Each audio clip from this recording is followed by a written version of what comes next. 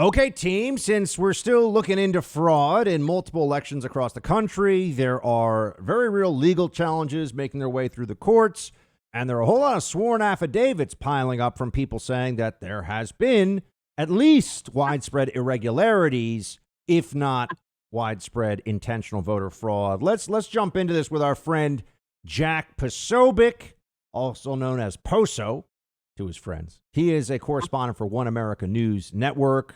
Poso, good to have you, sir. Hey, Buck, great to be here, man. What do we know now as of Wednesday, November 11th? Where are we in establishing that in Michigan, Pennsylvania, Georgia, there were clear irregularities and or actual intentional fraud? What have we seen? Tell us what you know.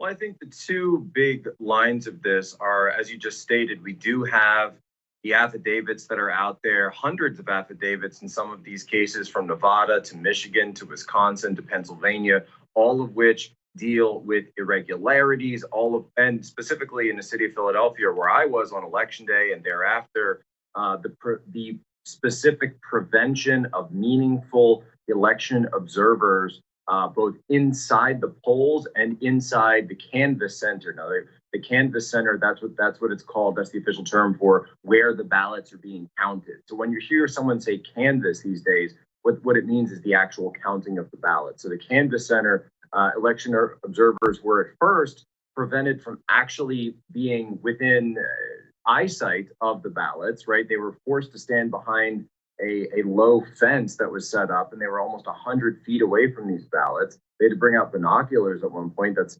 clearly in contrivance with the spirit of the law. And of course, we've seen the media saying, well, they were in the room. Yeah, they're in the room. They're all the way in the back of the room where they couldn't see anything. And then secondly, even after they got a court order, they were also barred from getting in.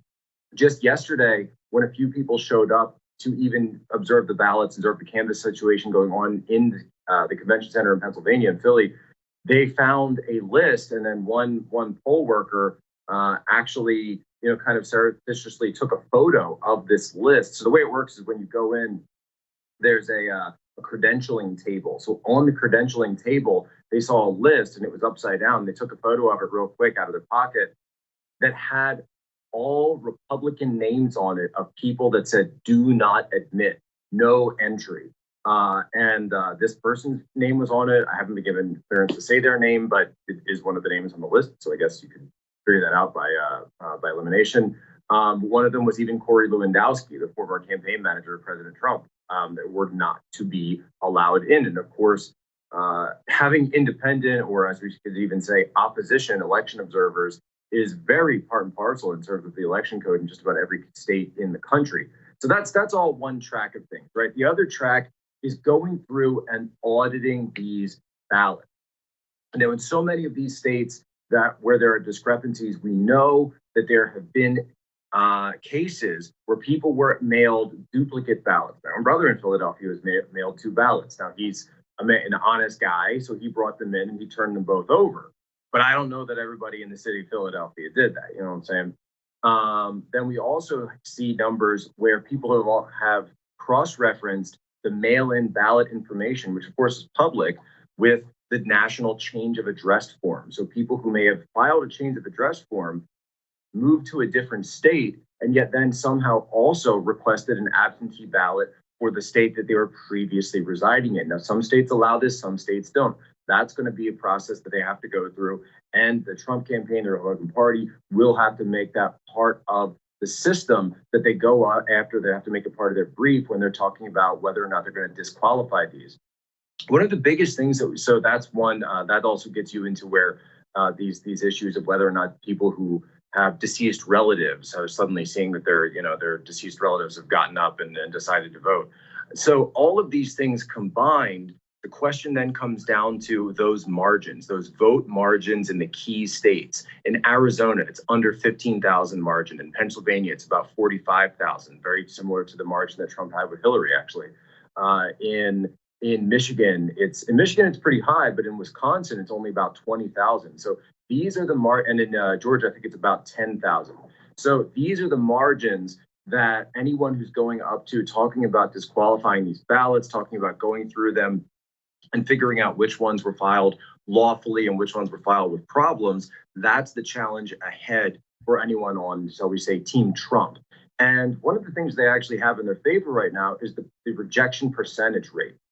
We are now starting to see that in these elections, typically, even when there's mail in ballots, even in the primary of 2020, a large number of those ballots were rejected. Yet, however, somehow that rate came way, way down when it came to the general election. So they were accepting way more mail in ballots than they usually do, just in terms of percentage.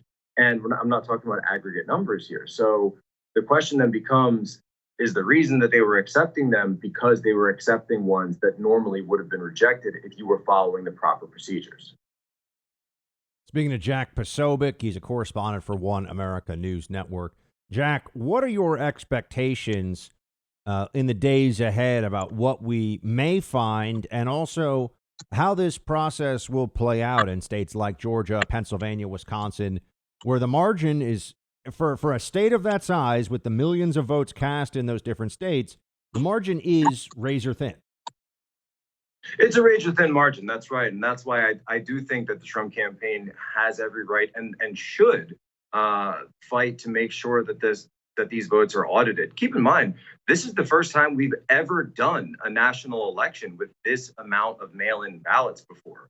Mail-in balloting is even prohibited in some other countries in the world because of massive issues. The bipartisan commission from even that Jimmy Carter was on in 2005, came out in opposition to mail-in ballots and the practice of ballot harvesting. And so there's a lot of irregularities with this, and even outside of just actual fraud, right? There are many times where this system. I mean, think about it, Buck. Right? When's any time that you've ever seen the U.S. government on a national scale roll out something for the very first time and it worked perfectly fine right out of the box? Right? I mean, we all remember the Obamacare website. We remember anyone who's been in the military or been in the IC, understands that that's just not how it works, right?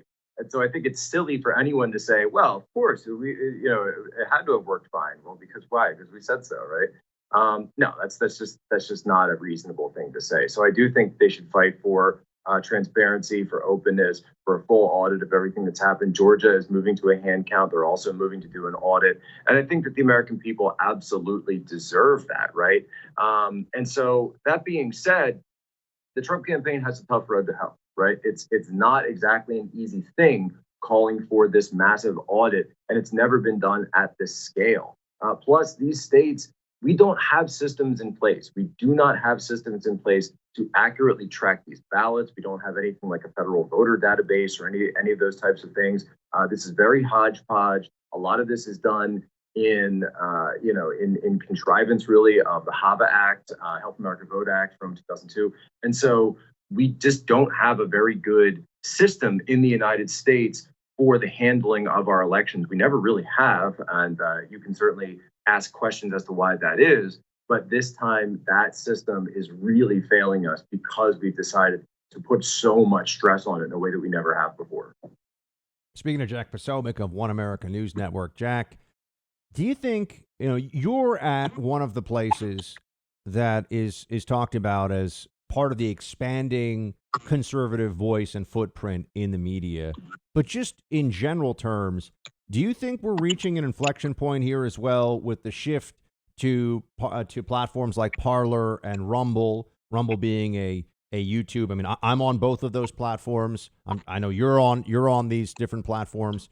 Do you think that we're finally, as a movement, conservatives and people on the right are finally understanding that this is, in fact, what we have to do if we want to be competitive in the political and cultural landscape going forward? Well, I think that's right. And actually, it's amazing to me when you look at the numbers, right?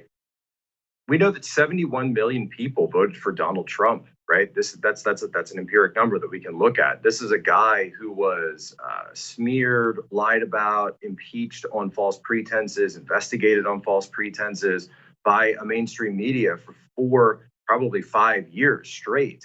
So the fact that 71 million people in the United States stepped up and affirmatively said, no, they weren't just saying no to Democrats or Joe Biden, but they were also saying no to all of those purveyors of information that has turned out to be false, like the New York Times, like MSNBC, like CNN. And so I do think that there's been this massive turn, and it's an active turn, right? When people decide to turn off MSN and drive towards Parler, towards Rumble, towards all these other outlets, they're doing it because they want something that's more useful for their life, that's delivering more value for them. That's an active, engaged participant, not just in conservatism or Trump support, but in information and what's going on in the world. There's someone who's decided they're sick of being lied to and actually wants to take a stand for themselves to find out what's happening. And so I welcome all of it. I think I just saw a number. There was a letter from the CEO of Parler last night that just came out, John Mates, who I know pretty well. And he said something like their numbers have hit 4 million now on the Parler platform, which I think is massive. I mean, you really can't, if they're at 4 million and they're able to hold that number in terms of active users, you really can't say that they're a small social media company anymore. You just can't. And then with Rumble as well, we just released a new documentary, Antifa movie. It's at antifamovie.com, and we put it on Rumble, we put it on Pure Social, we put BitChute, everywhere. It's on, in addition to YouTube and Vimeo. And what's funny is YouTube and Vimeo came after us for, they said, depictions of violence. I was like, yeah, it's an Antifa documentary. Of course there's depictions of violence. Yeah, but take it up with the Democrats who have no problem with the violence they're doing, right? It's crazy. Right, we're explaining it. We're fighting it. We're not encouraging it. Jack, I think this is where we're going. I feel I'm very bullish about conservatism and the role of the Trump mentality in all of this. And I know you're a part of it too, my friend. So thank you so much for joining us here from One American News Network. Jack Posobiec. Thanks so much, Buck.